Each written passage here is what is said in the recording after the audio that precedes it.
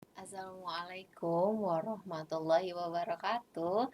Selamat pagi atau selamat siang buat teman-teman semuanya. Halo, ketemu lagi sama saya Riri Narasati dan ini kita udah ada di pertemuan yang ketujuh ya. Gitu kan ya teman-teman, hari ini kita udah minggu ini kita udah ada di pertemuan yang ketujuh. Pertemuan yang ketujuh itu artinya minggu depan di pertemuan ke-8 teman-teman akan menghadapi nih yang namanya UTS. UTS itu ujian tengah semester. Oke, teman-teman sebelum UTS-nya ya minggu depan kita akan UTS di minggu yang ke-8 dan di UTS itu UTS-nya tentu online. Teman-teman nggak perlu datang ke sini, teman-teman hanya perlu mengerjakan soal-soal yang ada di e-learning kita yang ada di Indigo. Silahkan kerjakan soal-soalnya dengan baik, insya Allah nggak susah-susah dan pastiin teman-teman dapat nilai terbaiknya. Oke, sebelum UTS besok ya, saya akan kasih satu materi ya karena ini videonya singkat, saya pun ngasih materinya juga singkat. Ini tentang EYD atau ejaan yang disempurnakan. Gimana nih teman-teman rasanya denger materi tentang EYD gitu ya. Ini sebenarnya materi yang dari dulu, tapi mungkin kalau kita praktek itu kayak apa ya, kayak masih ada aja gitu yang kurang, masih aja ada yang belum perfect gitu ya. Nah, ejaan yang disempurnakan di sini ini mencakup ejaannya sendiri dan juga si tanda bacanya gitu ya, teman-teman. Jadi ada ejaan dan ada tanda baca nih gitu ya. Saya singkat aja.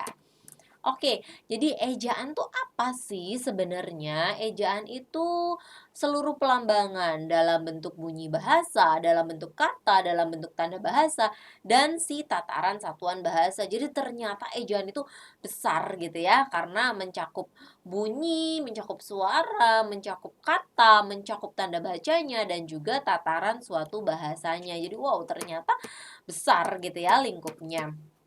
Oke, nah cakupan ejaan ini tadi kalau yang suara itu ini pasti berhubungan dengan huruf vokal. Kita kenal namanya vokal dan konsonan. Ada a, i, u, e, o. Kalau konsonan itu jelas yang bukan a, i, u, e, o itu lebih banyak ya. Oke, kemudian ada huruf kapital dan huruf pusip. Apa sih itu? Itu kayak huruf besar dan huruf kecil ya. Ada juga kosakata dan bentuk kata ya. Ada juga serapan dari bahasa asing. Kemudian ada juga pastinya tanda baca itu yang termasuk cakupan dari ejaan. Nah, terus kita lari nih, loncat dulu dari cakupan ejaan itu. Ternyata dalam ejaan itu kan tadi saya bilang ada kosakata. Apa sih kosakata itu? Kosakata itu kumpulan kata. Ya, jadi kalau kata itu satu, tapi kalau kosakata tuh wah banyak banget katanya ya yang bisa dilihat dari kamus ya misalnya. Nah, ternyata si kosakata ini ya, jadi kosakata itu ada lagi gitu lah secara spesialnya ya dibagi lagi gitu ya. Kosakata itu sebenarnya kan terdiri dari kata, kata yang memiliki sebuah makna ya. Dan nah si kosakata ini bisa juga sebagai sebuah istilah. Ada istilah yang umum atau istilah yang khusus ya. Istilah umum tuh apa sih? Kalau istilah umum tuh ya yang teman-teman tahu, saya juga tahu, yang semua orang juga tahu. Apa istilah umum? Istilah umum misalnya di situ ada kata imajinasi. Semua orang pasti tahu apa itu imajinasi ya kan?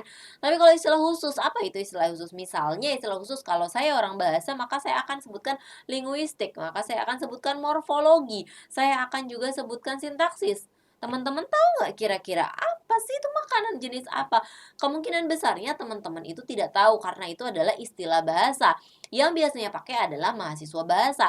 Nah, kalau teman-teman gitulah karena sebagian besar ini berhubungan dengan teknologi, informatika gitu kan ya. Maka yang teman-teman kenal adalah basis data. Maka yang teman-teman kenal adalah apa namanya? Dataset gitu ya misalnya ya atau yang berhubungan dengan apa LAN gitu kan itu pasti mungkin teman-teman yang kenal itu. Nah, saya kalau ditanyain itu pun nggak tahu itu ya. Jadi ada istilah itu ada yang umum dan juga ada yang khusus. Kalau umum tuh semua orang kemungkinan besarnya tahu, tapi kalau yang khusus bidang bahasanya sendiri kemungkinan tuh dia tidak tahu. Oke, nah kemudian si kata ini ternyata punya juga makna ya. Iya dong pasti ya, kata itu pasti punya makna. Ada leksikal ya. Leksikal itu keseluruhan. Kemudian ada kita kenal ada makna denotatif dan konotatif ya. Ada juga gramatikal makna yang timbul karena tata bahasa itu. Nah, kalau leksikal itu di dalam leksikal itu ada yang namanya sinonim, antonim ya. Sinonim persamaan, antonim melawan kata, ada juga yang konkret sama yang abstrak. Konkret itu kan lebih nyata, kalau abstrak tuh kayak ada dua gitu ya, maksudnya gimana. Nah, kemudian di dalam makna leksikal ini kita juga menemukan homonim, homograf, dan homofon. Pasti teman-teman udah tahu ini juga ya. Kalau homonim tulisan dan ucapannya itu sama dengan makna. Kalau homograf tulisannya itu sama dengan makna tulisannya sama, makna dan ucapannya berbeda ya. Terus kalau homofon tulisan, ucapan dan maknanya itu berbeda. Jadi bang sama bang, abang baso sama bank tempat kita menyimpan uang itu kan berbeda ya, tulisannya beda. Yang satu kalau bank baso pakai NG, kalau bank itu pakai NK gitu ya. Itu maknanya juga pastinya akan berbeda ya. Terus kita juga kenal di dalam makna leksikal itu ada hiponim dan hipernim, ada juga ambiguitas dan ketaksaan ya. Nah, terus kita juga kenal nih teman-teman namanya afiksasi. Apa sih itu afiksasi? Afiksasi itu serapan ya. Istilah kata yang digunakan sama kita ya, yang itu merupakan serapan dari bahasa luar. Misalnya ada bahasa Inggris, ada bahasa Arab, ada juga bahasa Portugis di sini. Ya, bahasa Inggris itu misalnya dari kata kita mendapatkan kata buku itu dari kata book.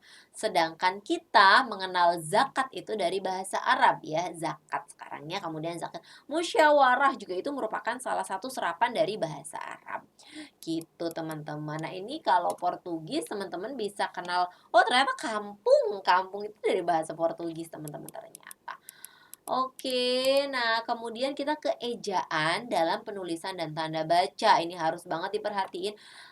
Kita harus banget memperhatikan abjad, mana huruf besar, mana huruf kecil, mana huruf vokal dan huruf konsonan. Ya, kita juga harus bisa membedakan antara suku kata berdasarkan vokal. Jadi kayak kata taat itu kalau terbagi dua jadi ta sama at gitu. Ini kayak belajar dulu lagi ya.